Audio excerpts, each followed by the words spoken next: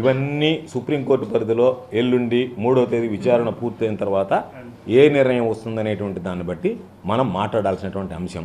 ఎందుకంటే సనాతన ధర్మాన్ని గురించి మాట్లాడుతున్నాడు. సనాతన ధర్మాన్ని గురించి మాట్లాడాలంటే చాలా రకాలైనటువంటి ఉన్నాయి. సనాతన ధర్మం అంటే ఏంటి? నాకు సనాతన ధర్మం నేను ఎప్పుడు చెప్పుకోవాలి? సనాతన ధర్మంలో చాలా రకాలైనటువంటివి ఉన్నాయి. సనాతన ధర్మం ఏంది? ఒక మనిషి విడాకులు తీసుకోకూడదనేటువంటిది సనాతన ధర్మం. సనాతన ధర్మంలో ఉండేటువంటి సనాతన ధర్మాన్ని ఎవరైనా అడగండి.